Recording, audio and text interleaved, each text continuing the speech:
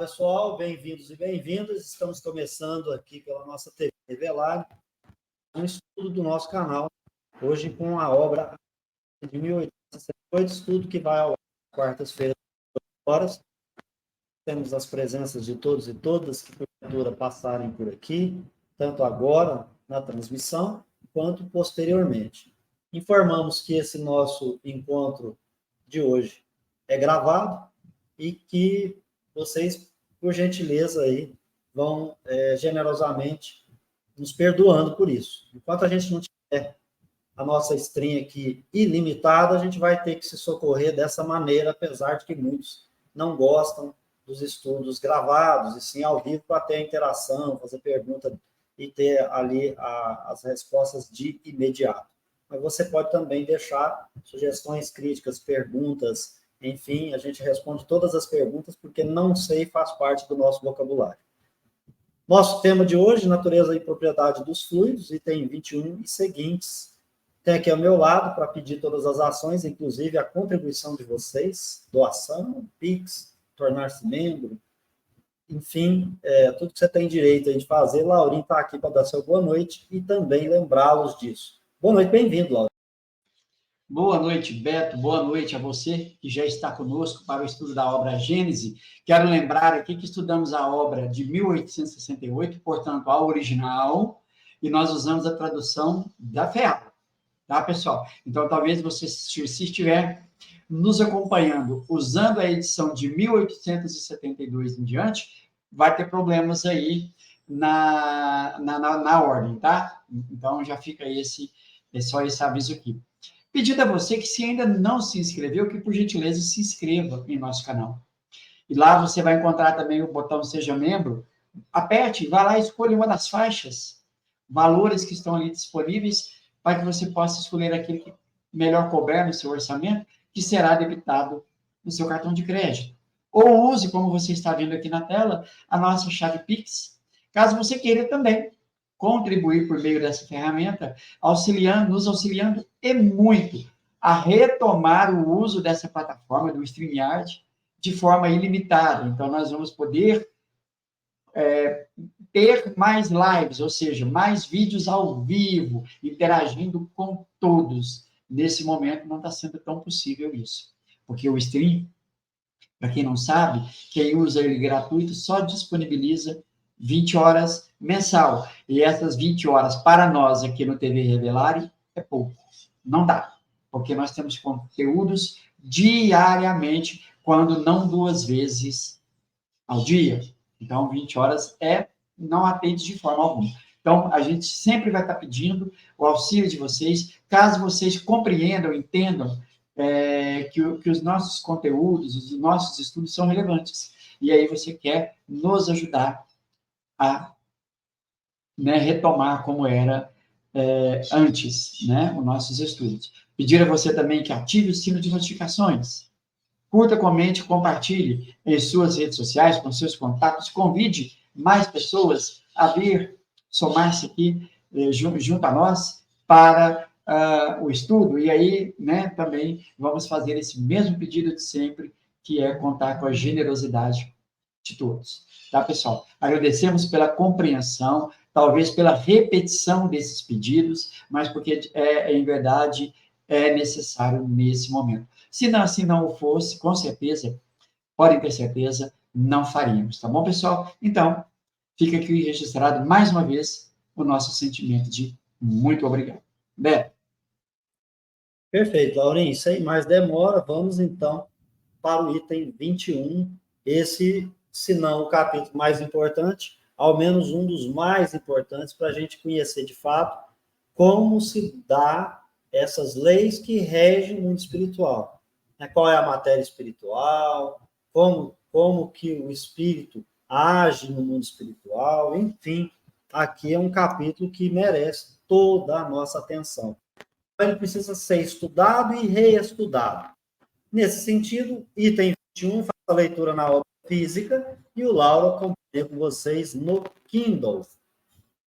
É possível, sem dúvida, evitar os homens que se saibam mal intencionados.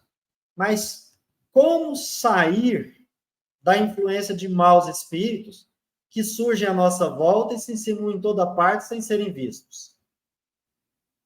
O meio é muito simples, já que depende da vontade do próprio ser humano, que traz em si mesmo a necessária prevenção. Os fluidos unem-se em razão da semelhança de sua natureza. Os antagônicos se repelem. Existe uma incompatibilidade entre os bons e os maus fluidos, como entre o óleo e a água. O que se faz, então, quando o ar é viciado? Saneia-se, purifica-o, destruindo o centro das pestilências, combatendo os eflúvios insalubres por correntes mais fortes de ar puro. A invasão dos maus fluidos é preciso lhe opor bons fluidos. Como cada qual tem seu próprio perispírito, uma fonte fluídica permanente traz o remédio consigo mesmo. Basta depurar essa fonte e lhe dar qualidades tais que seja uma resistência para as más influências. Em lugar de ser uma força atrativa. O perispírito é assim uma couraça a qual é preciso dar a melhor têmpera possível. Como as qualidades do perispírito são proporcionais às da alma, se torna necessário trabalhar em sua própria melhoria, porque as imperfeições da alma é que atraem os maus espíritos. As moscas vão onde os focos de deterioração atraem. Destruindo esses focos, as moscas desaparecerão. Do mesmo modo, os maus espíritos vão onde o mal os atraia. Eliminado o mal, eles se afastarão. Os espíritos realmente bons, encarnados ou desencarnados, não têm motivo para temer a influência dos maus.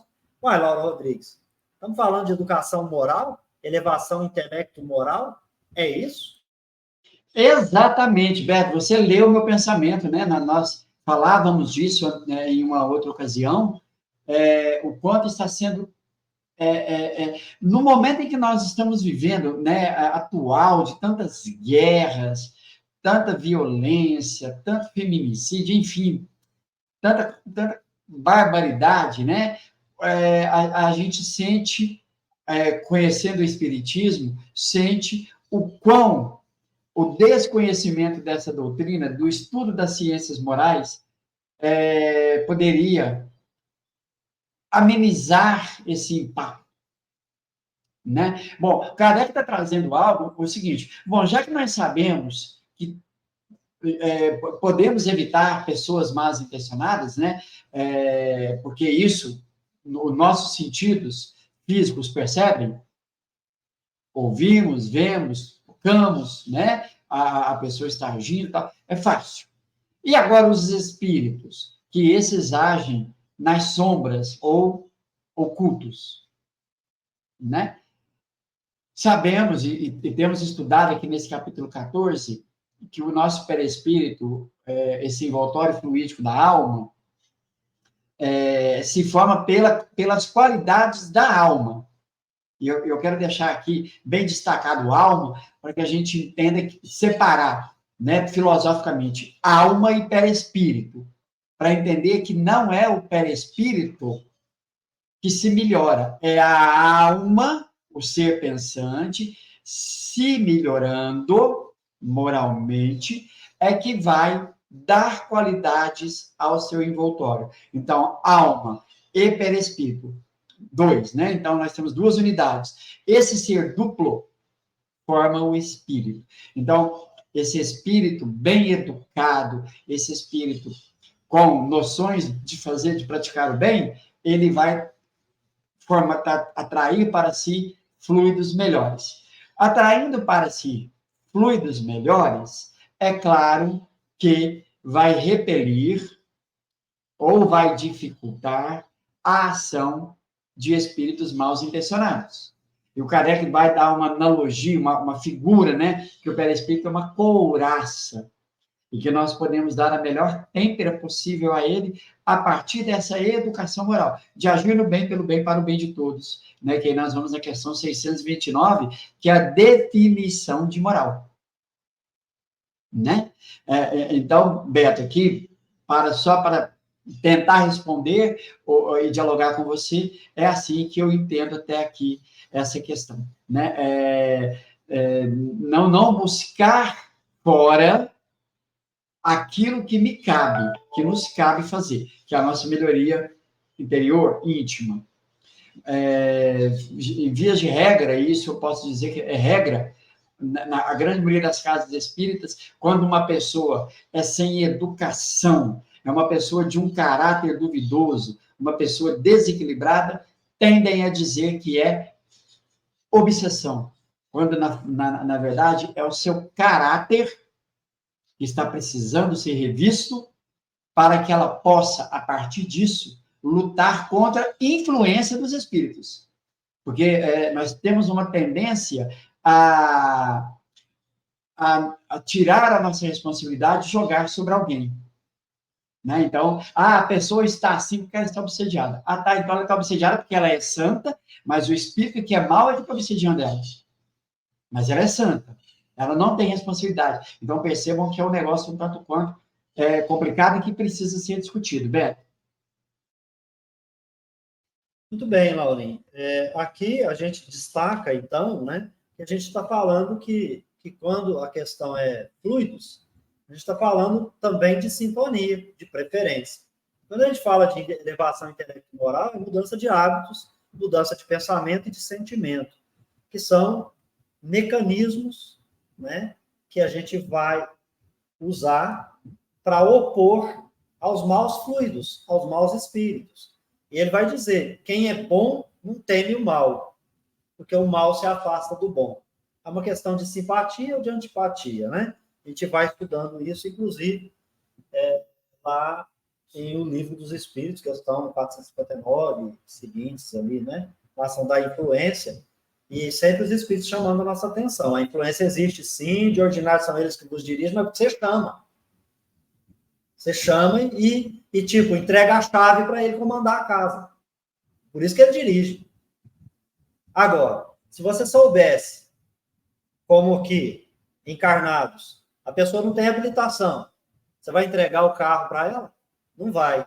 Mas a gente faz isso com o espírito que não é habilitado. Né? A gente entrega a chavinha para eles.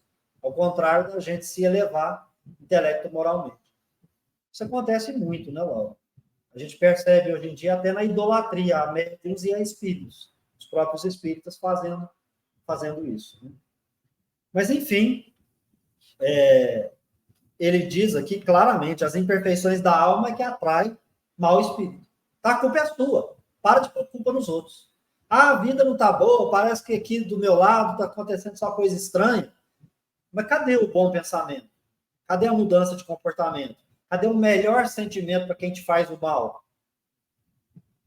Porque o espírito vai pensar 10 vezes. Ele fala, mas estou fazendo mal para o Lauro? E o Lauro só tem bom pensamento. Não está adiantando nada.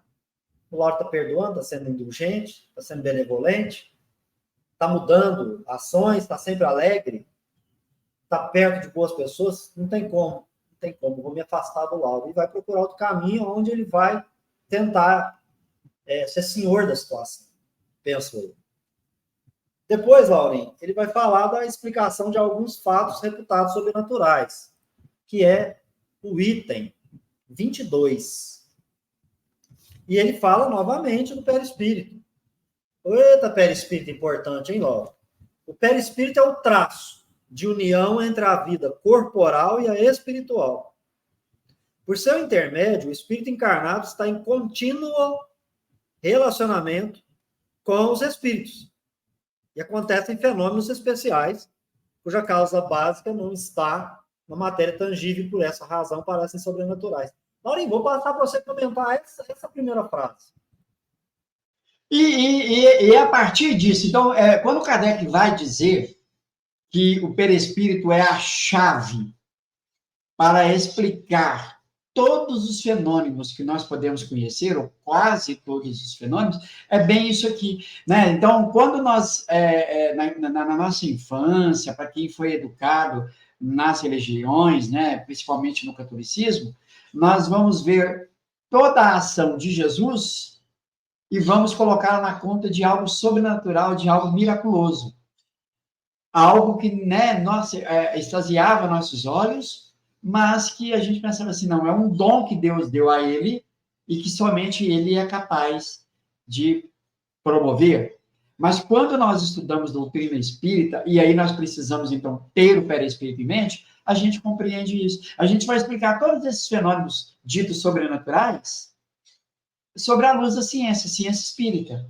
Então, agora, tudo aquilo que Jesus realizou, eu posso explicar, quando eu digo eu, né, a doutrina nos explica, de forma clara, lógica, né, dentro das leis naturais. Jesus não derrubou nenhum tipo de lei, até porque ele mesmo disse isso, né?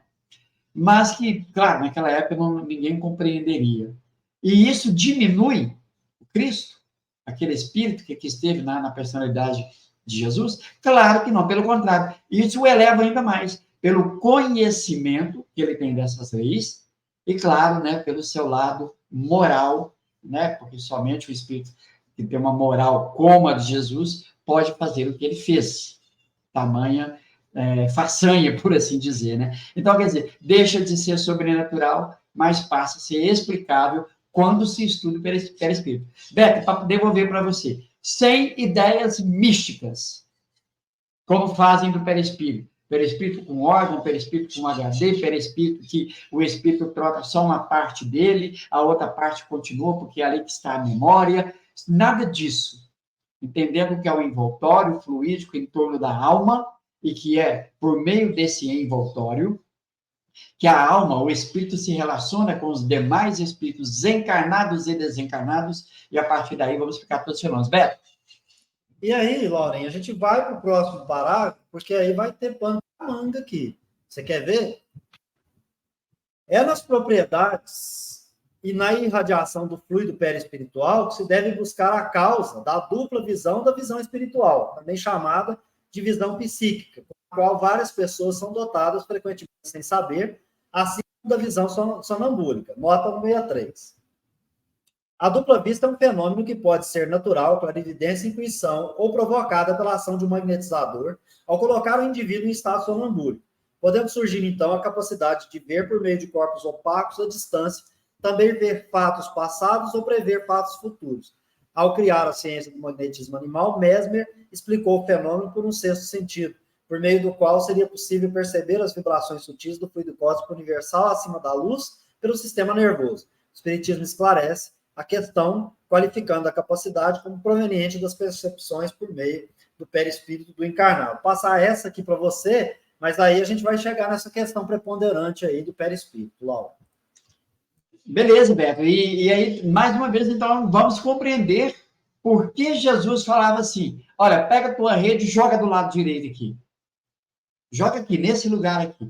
Porque, como Jesus, né, ele estava em constante estado de dupla vista, emancipado, ele conseguia ver com os olhos da alma, com a visão espiritual, aquilo que nós estamos limitadíssimos a ver com o nosso sentido humano. A mesma coisa se dá com a tempestade, quando Jesus, sabendo o momento em que a tempestade ia passar. Então, e tudo isso explica agora esses fenômenos que Jesus, que parecia ser algo sobrenatural, né? Que é o momento em que a alma emancipa.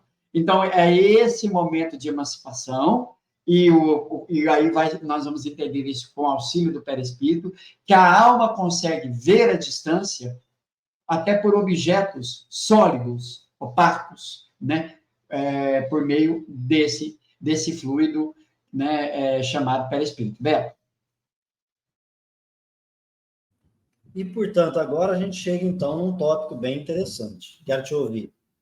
Vamos lá, compartilhando. O perispírito é o órgão sensitivo do espírito. É por seu intermédio que o espírito encarnado tem percepção das coisas espirituais que escapam aos sentidos carnais. Pelos órgãos do corpo, visão, audição e as diversas sensações são localizadas e restritas à percepção das coisas materiais. Pelo sentido espiritual, eles estão generalizados. O espírito vê, entende, sente por todo o seu ser, o que está na esfera da irradiação de seu fluido perispiritual. Laurinho, sabe o que me veio à cabeça agora? E aí eu quero te ouvir, obviamente. É que se dizem por aí que existem duplos dos nossos órgãos no perispírito. Mas Kardec está falando diferente. Quem está certo, Laurinho? Com certeza, Kardec, né? E fica claro para a gente, né, que o perispírito não tem órgãos, Beto. Pois bem, aí a gente percebe o seguinte, aqui ele vai dizer assim, né? O perispírito é o órgão sensitivo. Tudo bem, mas é uma licença poética. Então, ele está dizendo que o espírito encarnado tem alguma percepção do mundo espiritual. Então, alguma intuição, comunicação via pensamento, dupla vista, desenvolver a mediunidade, vai tudo passando pelo uso do perispírito, porque a gente precisaria lembrar que espírito só é espírito porque tem alma e perispírito. Kardec fala isso lá na obra, que é o espiritismo. Porque se tem perispírito, seria só alma. Mas ele vai dizer, não se concebe a existência de um espírito sem o envoltório perispiritual. Aí ele prossegue, Laurinho. Esses fenômenos são, entre os seres humanos, a manifestação da vida espiritual. É a alma que atua fora do organismo. Na dupla visão, ou percepção pelo sentido espiritual, ele não vê pelos olhos do corpo, se bem que frequentemente, por hábitos, dirija para o ponto sobre o qual se volta a sua atenção. Ele vê pelos olhos da alma, e a prova está no fato de ver muito bem de olhos fechados e além do alcance do raio da visão, do raio visual. Nota de Kardec. Fatos de dupla visão e de lucidez sonambúlica relatados na revista Espírito, janeiro de 58, página 25 do original, novembro de 58, página 213 no original, julho de 61, página 197 no original, novembro de 65, página 352 no original, nota de Allan Kardec e Lauro Rodrigues. Bom, isso, então, Roberto, e quando Kardec fala que o perispírito é um órgão, gente, vamos entender que é um envoltório sensitivo. É como o Beto falou, ele usou uma expressão poética. Ele não está dizendo que é um órgão como nós entendemos a palavra órgão no nosso corpo. E em verdade, a alma só percebe por meio do perispírito. Então, o perispírito é o laço que transmite para a alma todas as sensações. Sem, né, esse fluido, esse envoltório, né, a alma não perceberia de forma alguma, até porque ela nem se ligaria a um corpo físico.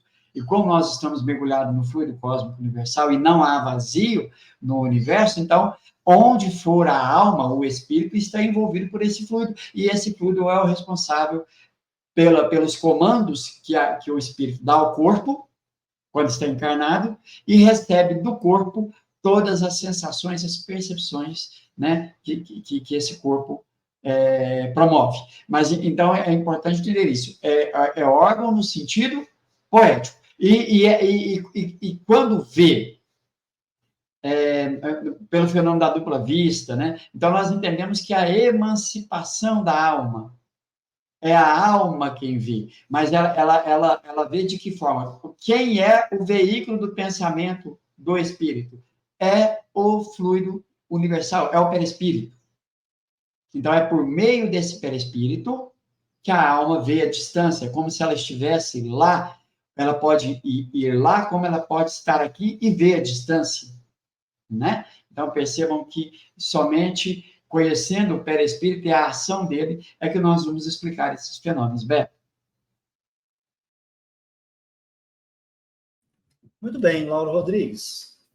A gente, então, vai para o item 23.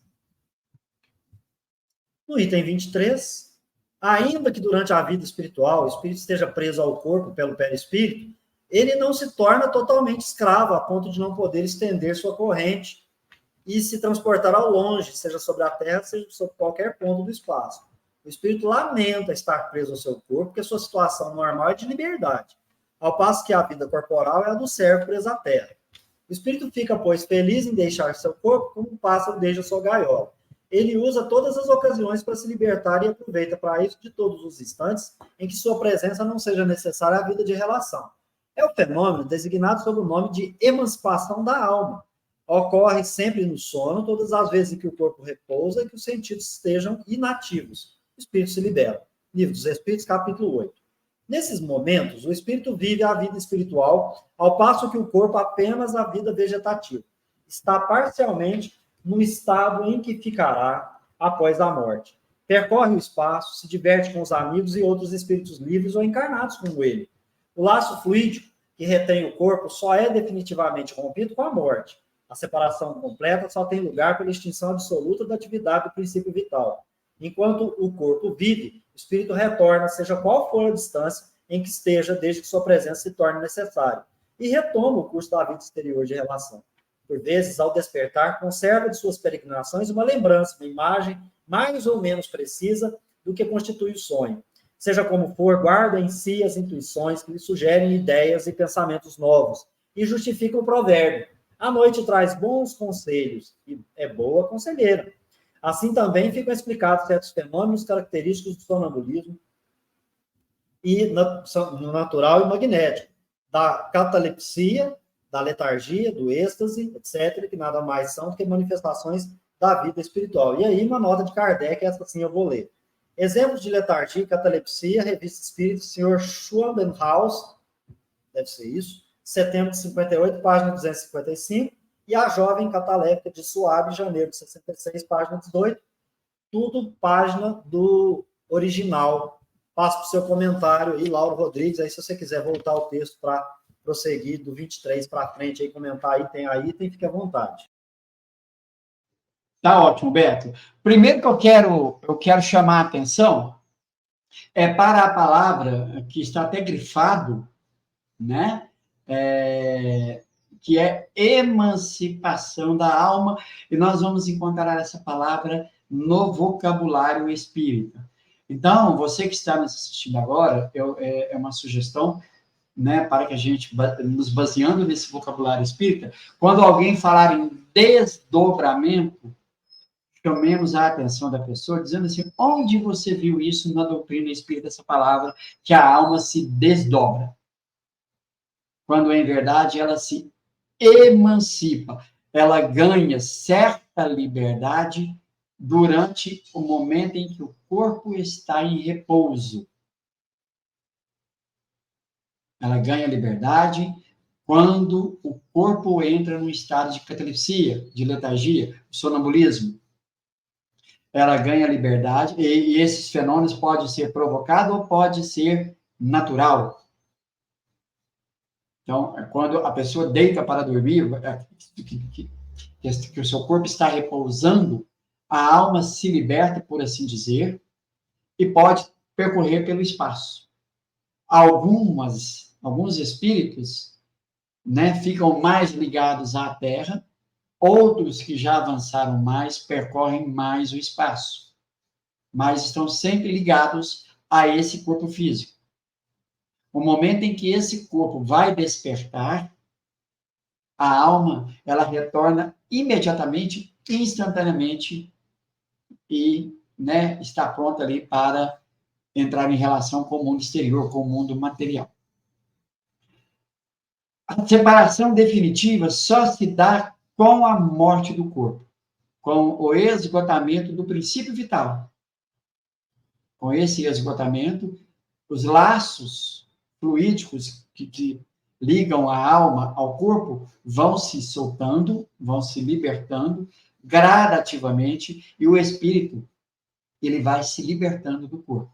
O Kardec vai dizer que o espírito, estando emancipado, ele anseia pela liberdade, porque a nossa verdadeira vida é a vida de espírito, não é a vida humana.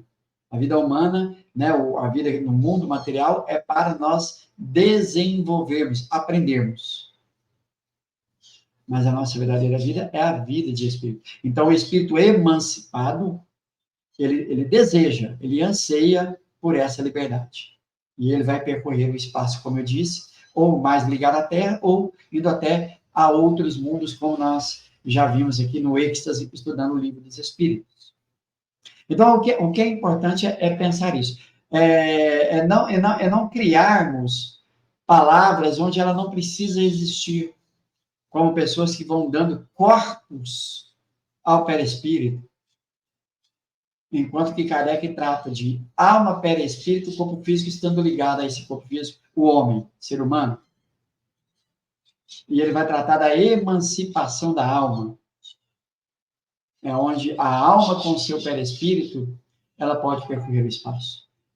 Aí começaram a criar coisas que não existem na doutrina espírita. E Kardec é claro quanto, entender, os espíritos é claro, entender quantas palavras, porque são a falta de entendimento dessas palavras é que vão criando coisas onde não precisaria. E aí nós vamos vendo cismas acontecerem, seitas se formarem ao lado da doutrina e até, infelizmente, dentro da doutrina, quando nós poderíamos ser claros como Kardec, né? Então, se fica claro para a gente que a alma se emancipa quando o corpo está inativo e que ela pode percorrer o espaço e, ao despertar, ela traz intuições, lembranças, como no sonho, do que fez enquanto o corpo estava adormecido, isso, né, fica claro para nós, aquelas vagas impressões ou impressões tão claras daquilo que o espírito fez enquanto estava emancipado. Mas quem vai proporcionar isso? Como nós vamos entender isso? Estudando o perispírito. Ele é o agente para tudo isso. A alma se emancipa, está ligada a um corpo, né, físico, então é esse perispírito. Ela pode percorrer o espaço por meio desse perispírito, que ela vai, são fluidos. Ela vai ver a distância através de objetos opacos, ela pode ir até outros mundos, ela pode, estando emancipada no estado sonambúlico, ver até doenças em seu próprio corpo físico, como em outras pessoas. Né? Ela pode interagir com outros espíritos, receber conselhos, ou até mesmo, né, estar ali junto com aqueles que têm algumas questões do passado, enfim, tudo isso a gente vai se explicar, mas entendendo que o perispírito é esse laço que explica tudo. E aí, e o Beto lembrou, e nós lembramos aqui, é importante a distinção ao falarmos de alma e de perispírito, porque, como o Kardec está tratando aqui em alguns momentos, ele trata da alma. E se nós não tivermos essa distinção, não vamos entender. Então, o Kardec está falando aqui do espírito encarnado, quando ele está explicando que é a alma que dá qualidades aos fluidos que está em torno dela, perispírito. Então, ele está falando, ele está generalizando. Todos os espíritos são eles, a alma, que dá essa qualidade. E é por meio desse perispírito, né, que a gente explica os fenômenos, e é por meio desse perispírito, quando a qualidade é boa, repele a ação dos espíritos, a influência dos maus espíritos, mas quando essa alma pouco desenvolvida moralmente, então o seu perispírito é acessível à assimilação de espíritos mal intencionados, ocorre essa influência de uma forma mais profunda, mais intensiva, né? Nós vamos explicando tudo isso pelo perispírito. Né? E é claro que uma alma, um espírito que cuida dessa questão moral, ele pode até receber influências, mas essas sugestões que o espírito dá não encaixam. Por quê? Porque a pessoa, o espírito encarnado, vai procurar fazer sempre as melhores escolhas, vai meditar mais antes de agir precipitadamente. Então, temos aí uma explicação clara dos fenômenos, né? E isso aqui é preciso estudar inúmeras vezes, meditar muito, tirar essas ideias estranhas acerca do perispírito e ser claro quanto às palavras, não trazer aquilo que não está na doutrina para poluir ao invés de clarear. Beto. Falou e disse, Lauren. Então a gente vai ficando por aqui, antes que alguém resolva bater virtualmente na gente, né? Porque a gente fala mesmo. Né? Mas a gente mostra também, né, Lauren? A gente fala e mostra que está aqui, ó. Então, beleza. Tamo junto. Eu te encontro no próximo vídeo. Até lá.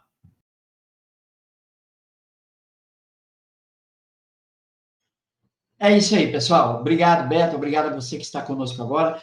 Faça seus comentários aqui no chat, as suas perguntas, aquilo que você discorda, que você concorda, suas sugestões, críticas e elogios.